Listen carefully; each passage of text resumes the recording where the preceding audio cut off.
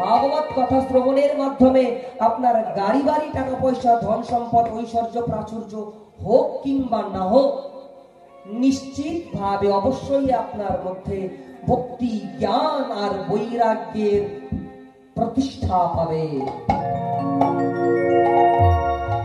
যার মাধ্যমে আপনার মোক্ষ প্রাপ্তি বা মুক্তি প্রাপ্তির পথ আরো সুগম হয়ে যাবে, দুর্গম পথ সুগম হয়ে যাবে। আমরা সেই ভাগবত কথা শ্রবণ করার সৌভাগ্য লাভ করেছি।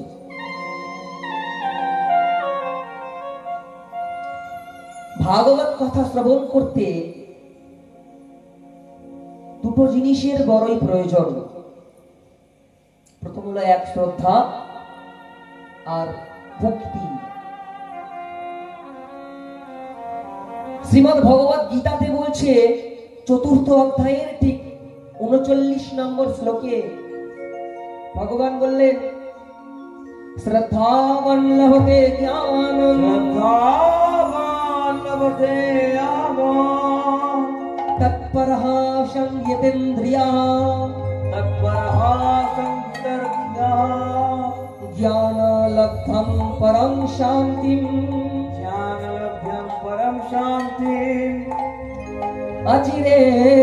অচিরেণাভিগচ্ছতি।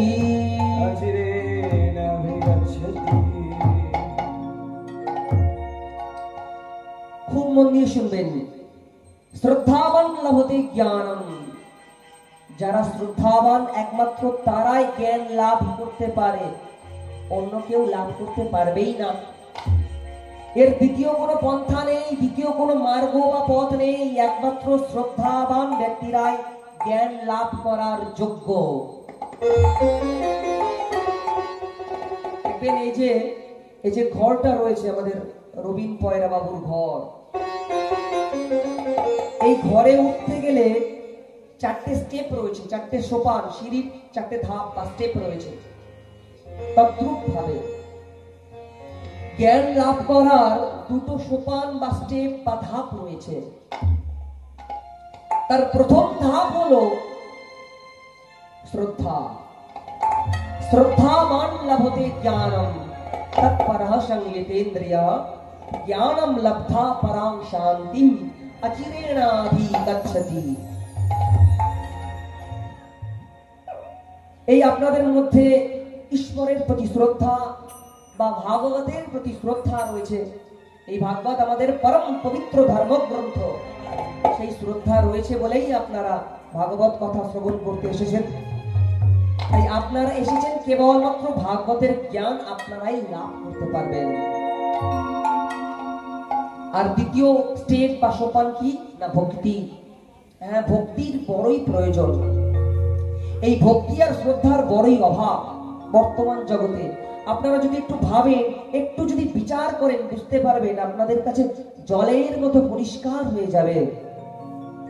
বর্তমান এই আধুনিক যুগে, এই একবিংশ শতাব্দীতে এই দুটো জিনিসের বড়ই অভাব, শ্রদ্ধা এবং ভক্তি।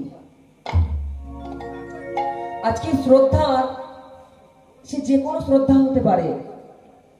পিতার প্রতি পুত্রের শ্রদ্ধা, কিংবা শিক্ষকের প্রতি ছাত্রের শ্রদ্ধা, কিংবা গুরুর প্রতি শিষ্যের, অথবা ব্রাহ্মণের প্রতি যজমান।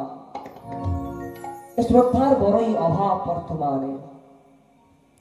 দেখবেন যারা আমার আসরে বয়স্ক মানুষ বসে আছেন, আপনারা একটু ভাবুন তো, আপনাদের সময়ে আপনারা আপনাদের গুরুজনদেরকে কেমনতর শ্রদ্ধা করতেন? গুরুজনদেরকে দেখে আপনাদের কতটা শ্রদ্ধা ছিল? কিন্তু বর্তমানের সেই আধুনিক প্রজন্ম, তাদের সে শ্রদ্ধা আর নেই। আমি সবার ক্ষেত্রে বলছি না, কিছু কিছু ক্ষেত্রে এখনো সেই রয়েছে। কিছু কিছু পরিবার, তাদের সংস্কারযুক্ত পরিবার, তাদের মধ্যে সেগুলো বিদ্যমান রয়েছে, সেগুলো বর্তমান রয়েছে। আর দ্বিতীয় স্টেপ বা ধাপ বা সোপান হলো ভক্তি। ভক্তিটার অবশ্যই প্রয়োজন। খুব মন দিয়ে শুনবেন।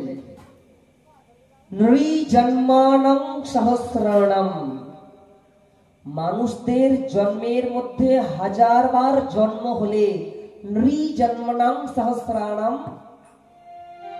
ভক্তির প্রীতি হি জায়তে। হাজার বার জন্মের পুণ্য অর্জন করলে তবে মনের মধ্যে ভক্তি জন্মায়। এ কথা সত্য, প্রমাণিত, পরীক্ষিত। ভক্তি এমনি এমনি জন্মায় না। আপনি বাজারে কিনতে পারবেন না, গাছে ফলে না, পুকুরে চাষ করতে পারবেন না।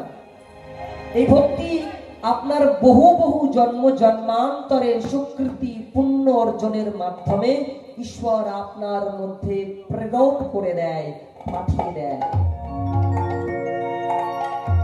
তাই নির্জন্মাণম সহস্রাণম ভক্তির প্রীতি হি জায়তে।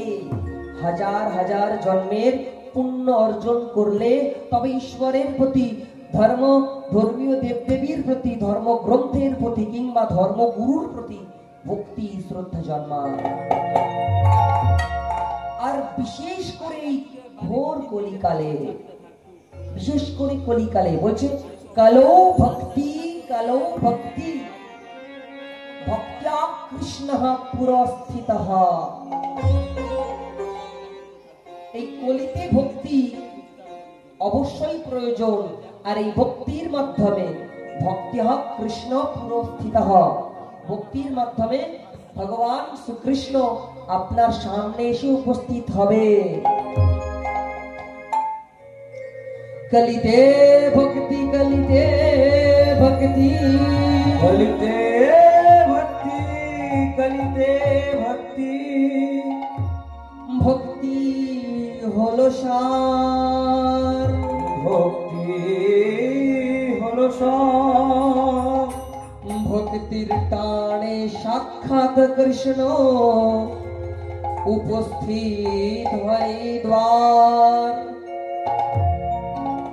কলিতে ভক্তি, কলিতে ভক্তি, ভক্তি হলো সার।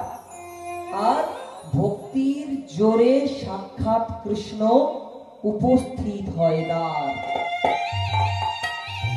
এই কলিতে একমাত্র ভক্তির আবশ্যকতা রয়েছে, বিশেষভাবে ভক্তির প্রয়োজনীয়তা রয়েছে।